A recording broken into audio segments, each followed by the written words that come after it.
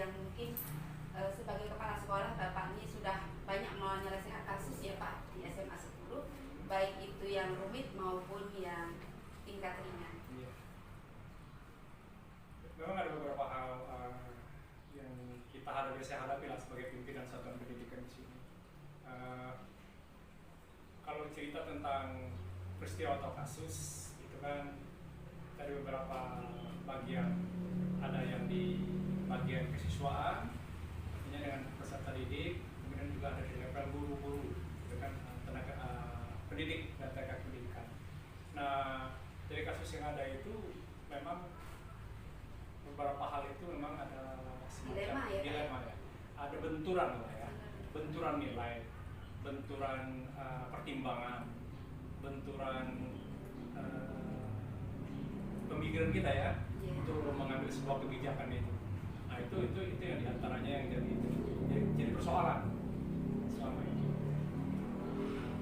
Terus misalnya nih Pak, ada kasus kemudian ini berbenturan dengan kepentingan, kemudian sama-sama benarnya, kira-kira gimana?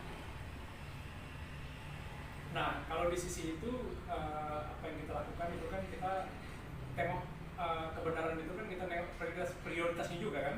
Artinya ada satu masalah itu yang sama-sama benar ya, ada antara A dengan B, tapi kadang nilai lebih ada yang berprinsip. Ada prinsip kebajikan, kemudian ada pertimbangan akhlak dan moral, ya pertimbangan masa depan gitu kan. Ya kita harus juga bersifat visioner juga untuk pertimbangan itu. Karena ada beberapa hal itu yang memang dampak ke depannya itu kadang jauh lebih besar. Jadi kita memikirkan iya, tidak saat itu aja, tidak saat sini aja. Jadi ada pertimbangan ke depan, ada jangka pendek, jangka panjangnya. Baik, Pak, terima kasih. Kemudian ketika ini ada jadwal ya untuk menyelesaikan kasus dan dia harus selesai gitu. Terkadang kan ada deadline-nya, ini harus selesai sekarang, tapi berat banget untuk mengambil ini, itu, dan sebagainya, gimana? Iya, itu karena begini, persoalan waktu itu kan ada persoalan yang sifatnya tidak boleh kita katakan absolut juga, tapi juga tidak boleh kita katakan relatif ya. Kita tidak bisa gegabah mengambil keputusan itu sesuai dengan batas waktu yang sudah ditetapkan, tetapi ke arah itu kita upayakan semaksimal mungkin bahwa apa yang akan kita ambil langkah-langkahnya itu kan sesuai dengan batas waktunya itu sesuai dengan nilai-nilai yang meliputi. Berarti sudah menerapkan 9 langkah pengujian ya Pak? Insya Allah ya. 9 langkah sudah diikuti sehingga bisa diambil secara baik ya Pak? Iya. Kemudian ini Pak, ada faktor-faktor yang kira-kira bisa mempermudah dan membantu Bapak dalam menyelesaikan kasus atau dilema di dalam sekolah ini gimana Pak? Nanti begini, satu persoalan itu kan tidak mungkin saya selesaikan sendiri. Saya juga butuh pertimbangan dari kawan-kawan. Saya juga butuh masukan dari kawan-kawan. Iya, butuh musyawarah, butuh masukan dari kawan-kawan juga, butuh ide dan gagasan dari kawan-kawan juga. Sehingga apa yang kita ambil itu kan memang merupakan sesuatu yang memang sudah dipertimbangkan secara matang dan masak. Dan dampaknya itu kan nanti kan bukan kepada kita sendiri, ya akan berdampak kepada rekan-rekan yang lain, dampak kepada satuan pendidikan ini. Nah, andai kan saya sendiri aja yang tahu, saya sendiri aja yang ngerti dan duduk persoalan, sementara kawan-kawan yang nggak tahu, itu kan jika berhadapan dengan masalah lagi ke depannya kan tidak bisa diselesaikan juga, bahkan masalah akan menjadi lebih besar. Sementara kalau ide gagasan kita musyawarahkan, mempertimbangkan sisi negatifnya, positifnya seperti apa, dampak efeknya jangka pendeknya panjangnya seperti apa, ada kebajikan dan kebenarannya seperti apa. Kita hanya tidak mempertimbangkan sisi kemanusiaan saja, itu kan penting kita pertimbangkan juga sisi kebenarannya gitu kan. Terima kasih Pak. Terus ini Pak, ketika kita mengambil sebuah keputusan dan keputusan itu sudah kita ambil bersama tadi seperti musyawarah ya Pak ya. Terakhir itu terkadang kan kita juga harus ada sebuah tanggung jawab. Nah, tanggung jawab itu biasanya ada di pundak kepala sekolah. Iya, benar. Bagaimana Bapak menyikapinya? Saya bersyukur tadi karena kita udah musyawarah, artinya kita berupaya untuk melakukan suatu kerja bersama. Saya masih memegang prinsip transformasi dan kolaboratif di sini, secara kolaborasi. Apapun kita lakukan itu kolaborasi juga sebenarnya bukan hanya harga mati, tapi adalah prinsip.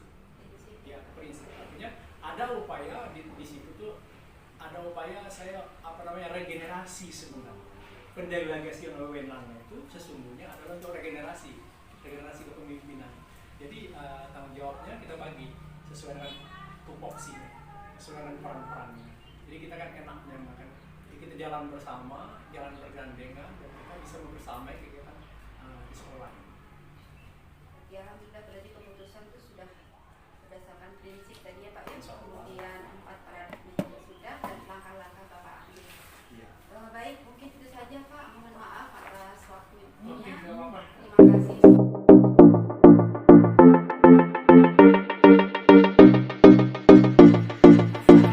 Bu Yuli. Waalaikumsalam.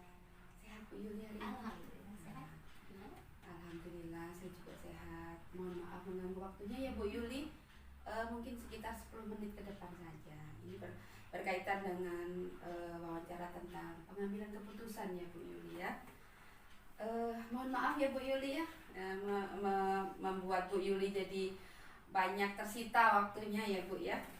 Begini Bu Yuli, selama ini Bu Yuli ini kan sudah menjadi kepala TK Itahulia ya Bu ya.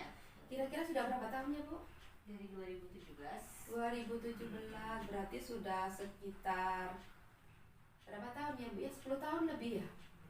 Belum ada. Tahun 2020. Tapi 5 tahun lebih ya Bu ya. Nah, iya.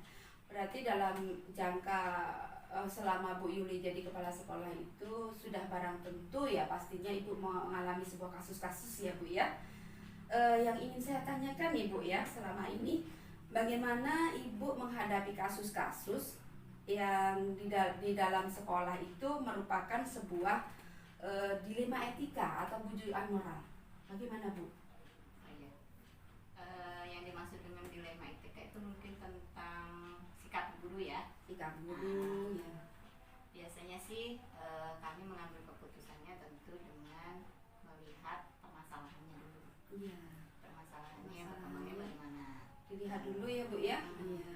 Apakah masalah itu berkaitan dengan individu dulu, dengan teman-temannya, dengan kelompok, atau terkait dengan peraturan, atau terkait juga dengan keadilan, atau terkait juga dengan jangka panjang atau jangka pendek. Oh ya, berarti sudah memikirkan jangka pendek kalau seperti ini, jangka panjang nanti seperti itu ya Bu ya. Baik, terima kasih Bu. Kemudian bagaimana Ibu bisa mengambil keputusan ini ya, terutama kasus-kasus itu terkadang Ibu Yuli ini dihadapkan dengan kasus yang sama-sama benar Bu. Dan ini tentunya sangat sulit banget ya kita mengambilnya gitu ya, mengambil keputusannya karena ini benar dan ini juga benar. Nah, kira-kira bagaimana Bu Ibu mengambilnya tuh?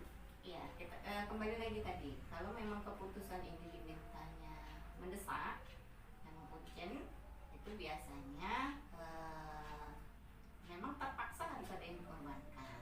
Tapi tentu tidak korbankan dalam tanda kutip ya. Misalnya ada guru yang sedang sakit atau beliau minta izin karena orang tuanya sakit atau anaknya sakit, sementara kelas harus ada yang mengajar ya. Nggak mungkin kan kelas kosong. Nah, nanti tentu harus saya sebagai kepala sekolah harus mencari guru pengganti. Berarti alternatifnya ya Bu ya. Harus diberikan alternatif. Sehingga anak-anak itu juga mendapatkan haknya gitu ya Bu ya. Nah, iya. Baik, terima kasih Ibu. Untuk yang ketiga ini pertanyaannya, ketika Ibu mengambil sebuah keputusan, kira-kira ada langkah-langkah nggak Bu dalam mengambil keputusan itu agar tepat ya? Tepat itu maksudnya ya enak untuk anak murid, kemudian juga tidak membebankan dengan guru dan sebagainya. Kira-kira ada langkah-langkahnya nggak Bu? Tentu ada, karena setiap keputusan kan kita tidak bisa mengambil keputusan apa ya ya bisa gesu ya Bu ya. Bisa gesu. Makanya harus dipikirkan. Karena sebagai kepala sekolah tentu kita harus sadar bahwa keputusan yang kita ambil itu berdampak bukan hanya untuk pribadi tapi untuk lembaga. Iya, jadi kita juga harus memikirkan nilai nilai. Berapa tahun ya Bu ya? 10 tahun lebih ya? Belum ada. Tahun 2020. Tapi 5 tahun lebih ya Bu ya. Nah, iya. Berarti dalam jangka selama Bu Yuli jadi kepala sekolah itu sudah barang tentu ya pastinya Ibu mengalami sebuah kasus-kasus ya Bu ya. Yang ingin saya tanyakan Ibu ya, selama ini bagaimana Ibu menghadapi kasus-kasus yang di dalam sekolah itu merupakan sebuah dilema etika atau bujukan moral. Bagaimana Bu? Yang dimaksud dengan dilema etika itu mungkin tentang sikap guru ya. Sikap guru ya. Biasanya sih kami mengambil keputusannya tentu dengan melihat permasalahannya dulu. Iya. Permasalahannya perkembangannya bagaimana. Dilihat dulu ya Bu ya. Iya. Apakah masalah itu berkaitan dengan individu dulu, dengan teman-temannya, dengan kelompok, atau terkait dengan peraturan, atau terkait juga dengan keadilan, atau terkait juga dengan jangka panjang atau jangka pendek. Oh ya, berarti sudah memikirkan jangka pendek kalau seperti ini, jangka panjang nanti seperti itu ya Bu ya. Baik, terima kasih Bu.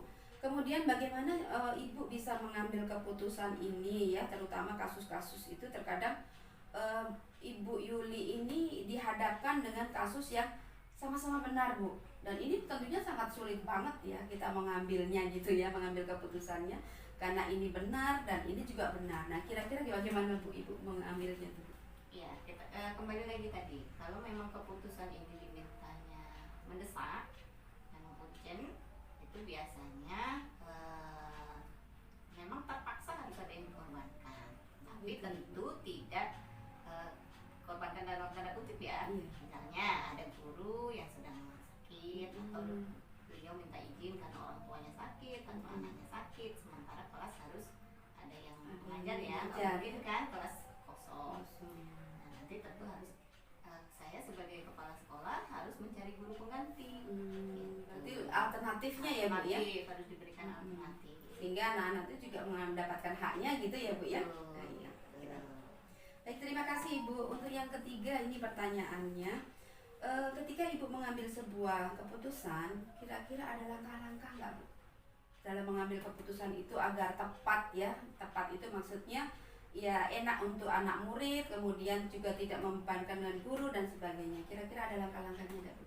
Tentu ada, karena setiap keputusan kan kita tidak bisa mengambil keputusan gerudak-geruduk apa ya sih ya, bisa gerusu ya Bu ya, bisa gerusu iya, bisa gerusu. Makanya harus dipikirkan, karena sebagai kepala sekolah tentu kita harus sadar bahwa keputusan yang kita ambil itu berdampak bukan hanya untuk pribadi tapi untuk lembaga.